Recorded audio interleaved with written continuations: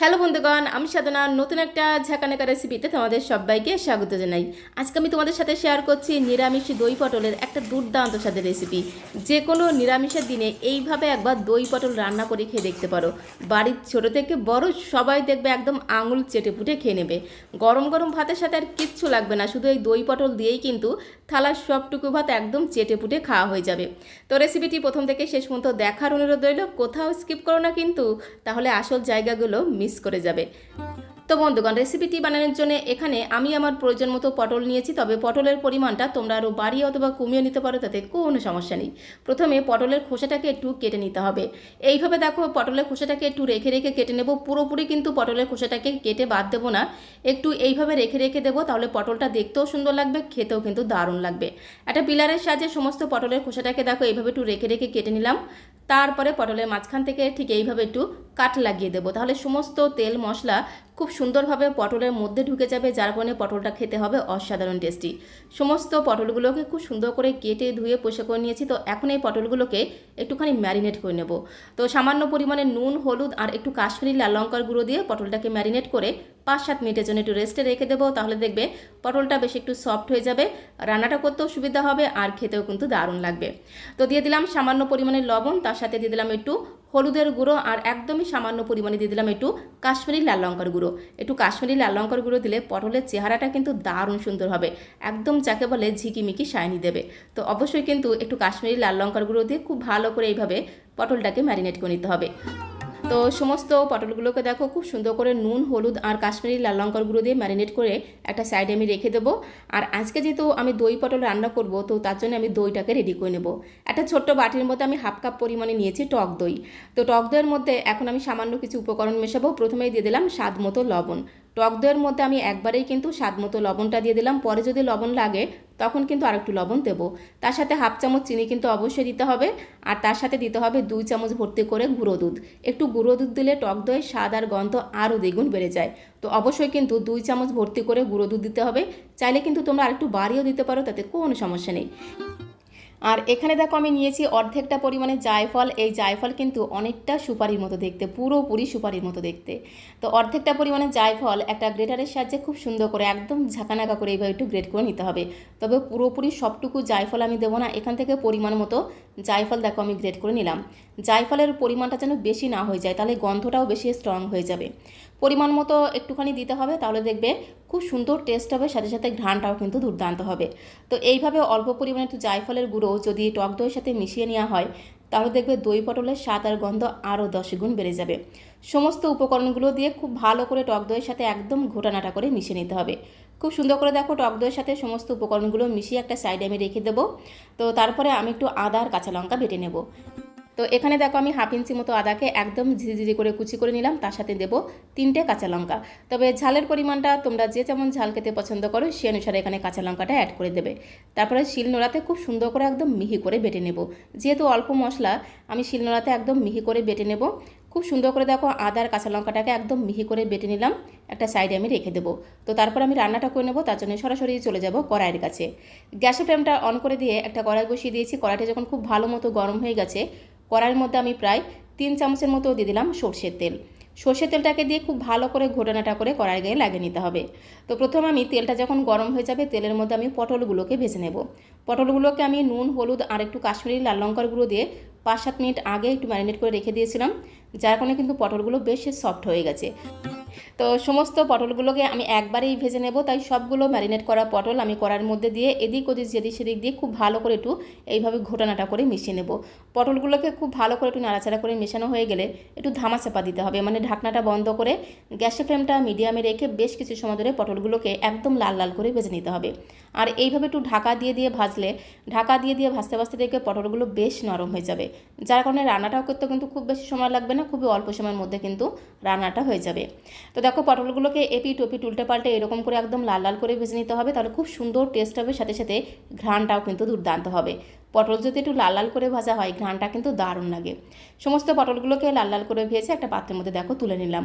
ঠিক এইভাবে পটলগুলোকে ভেজে নিতে হবে।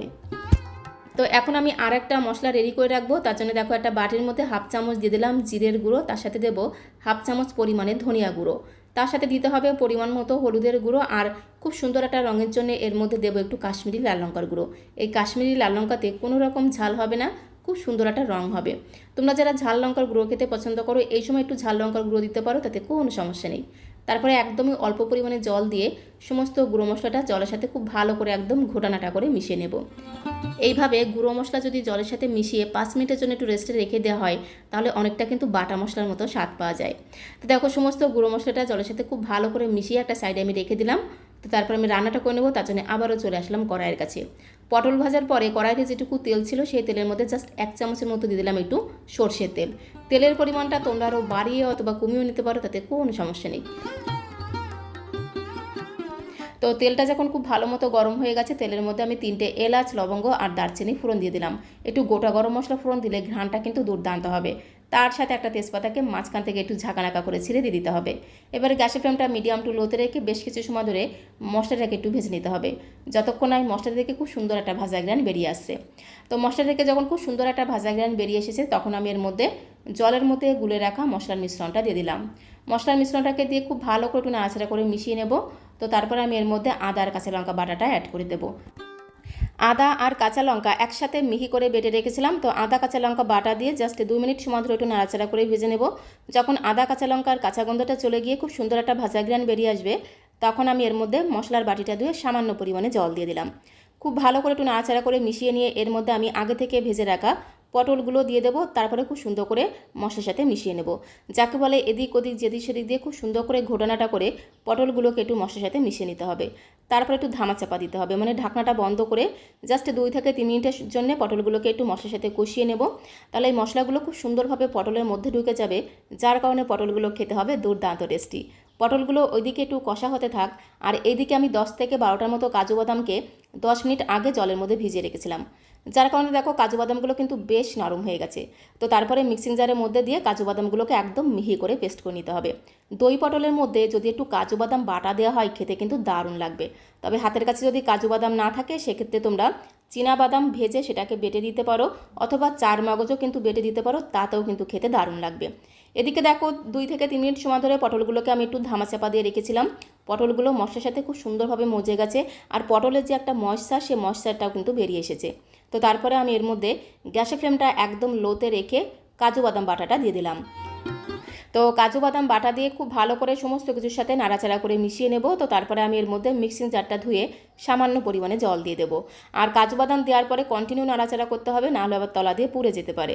তো মিক্সিং জারটা ধুয়ে সামান্য পরিমাণে জল দিয়ে জাস্ট 2 থেকে 3 মিনিট সময় ধরে কাজু বাদামটাকে একটু নাড়াচাড়া করে এইভাবে মশলার সাথে কষিয়ে নেব। এতে কাজু বাদামের কাঁচা গন্ধটা চলে যাবে, যার কারণে রান্নার টেস্টও কিন্তু দ্বিগুণ বেড়ে যাবে। তো 2 থেকে 3 মিনিট সময় ধরে খুব ভালো করে দেখো কষিয়ে নিয়েছি, মশলা থেকে তেল ছাড়তে শুরু করে দিয়েছে। তো এখন আমি এর মধ্যে ফ্যাটানো টক দইটা দিয়ে দিলাম।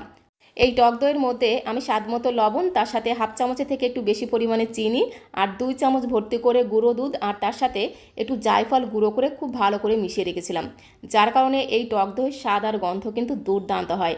দই পটলের টেস্টও কিন্তু অপূর্ব হয়। আর এই টক দইটা যখন দেবে গ্যাসের ফ্লেমটা কিন্তু একদম বন্ধ করে দিতে হবে। তো গ্যাসের ফ্লেমটা একদম লোতে রেখে টক দইয়ের মিশ্রণটাকে দিয়ে খুব ভালো করে এইভাবে নাড়াচাড়া করে মিশিয়ে নিতে হবে।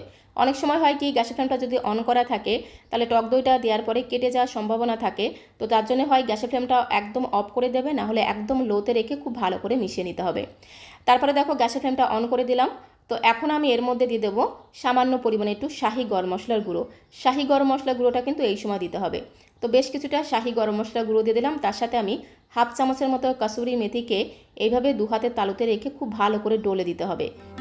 তো বন্ধুগণ, এই দই পটলের মধ্যে যদি এইভাবে একটু কাসুরি মেথি ডলে দেওয়া হয় না, তাহলে দেখবে দই পটলটা খেতে দারুণ টেস্টি হবে, খুব সুন্দর টেস্ট হবে, সাথে সাথে ঘ্রাণটাও কিন্তু অপূর্ব হবে। দই পটলের মধ্যে আমি কোনো রকম জল দেবো না, পটল থেকে যে জলটা বের হবে সেই জল দিয়েই কিন্তু দই পটলটাকে একদম মাখো মাখো করে রান্না করে নেব।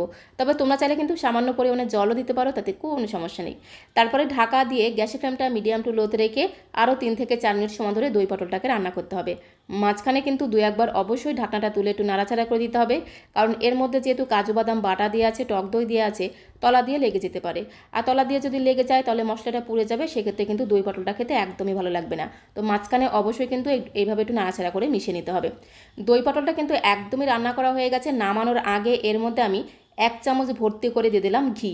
যেহেতু নিরামিষ রান্না, একটু ঘি দিলে দই পটলের স্বাদ আর গন্ধ আরও দ্বিগুণ বেড়ে যাবে।